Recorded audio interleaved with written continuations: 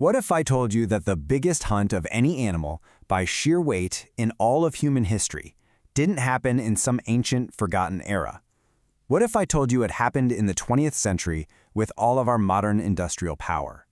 Well, that's the story we're going to get into today. A story of incredible loss, an amazing recovery, and a brand new, even bigger challenge. Let's just start with a number, 2.9 million. That's the best estimate we have for the number of great whales killed in just 1 century. It's a number so big, it's almost impossible to really wrap your head around what that kind of loss actually looks like. But this is what we're talking about. This reminds you that behind that cold statistic is a living, breathing, magnificent creature.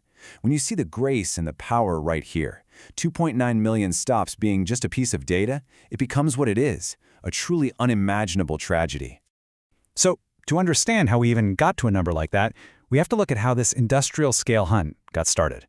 I mean, this wasn't just a few ships here and there. This was a massive, global operation with incredible efficiency. A true century of slaughter. Okay, check this out. This chart zeroes in on just one species, the blue whale, the largest animal to have ever lived on our planet. And these numbers are from the absolute peak of the hunt in the 1930s. Just look at 1931. Almost 30,500 blue whales in a single year. That works out to more than 80 blue whales every single day. And as completely devastating as that was, the blue whale was just one target. The industrial whaling machine was absolutely relentless, and it just turned its sights from one species to the next. The hunt just moved right along. After the blues, more than 725,000 fin whales were taken. And then over 760,000 sperm whales. And on top of that, more than 200,000 humpback whales. I mean, you start to add it all up, and you see the true scale of what was happening. The oceans were literally being emptied of their giants. But here's the thing. The impact wasn't just counted in the number of the dead. The real toll, the one that lasts, you can find that in the biology of the whales that actually survived. It leaves these echoes that we can still see today. See, when you remove that many animals from a population, you're not just making the group smaller, you're actually erasing genetic information, wiping out entire family lines. The hunt left these deep, invisible scars, written right into the DNA of the survivors. Scientists have a name for this whole process. It's called a population bottleneck. The best way to think about it is like a bottle full of all different colors of marbles. If you tip it over and only a few marbles fall out, you've lost most of that original variety. That's exactly what happened to the whales. And losing that genetic diversity makes a species way less able to handle future challenges, like new diseases or a changing environment. And just when it seemed like we were pushing these incredible animals right to the very brink, the story takes a turn. People started to become aware of what was happening.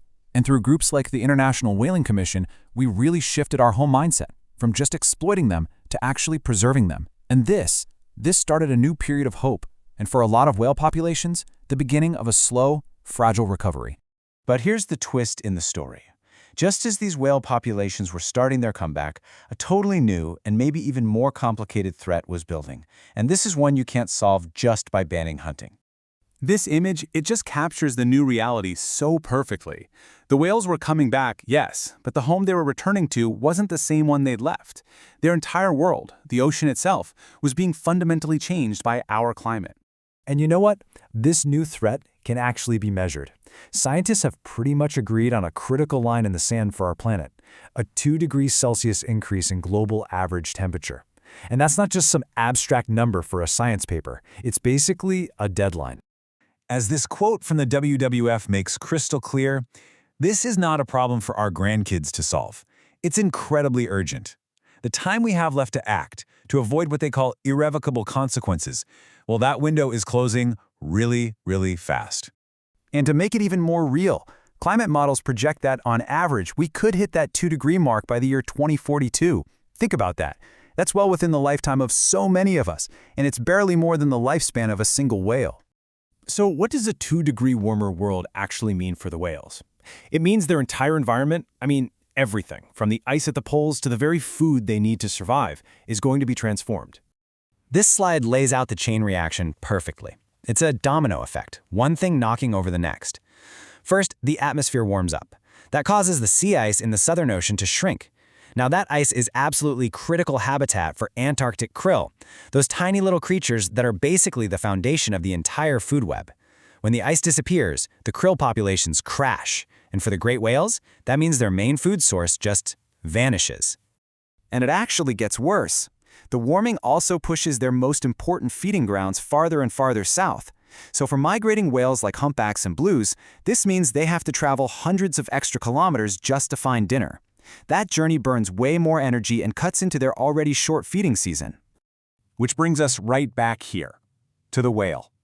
After being hunted to the very edge of extinction, after starting this amazing comeback all thanks to global conservation efforts, that hard-won recovery is now completely at risk. Not from harpoons this time, but from the warming of their world. And that really leaves us with this final, incredibly important question.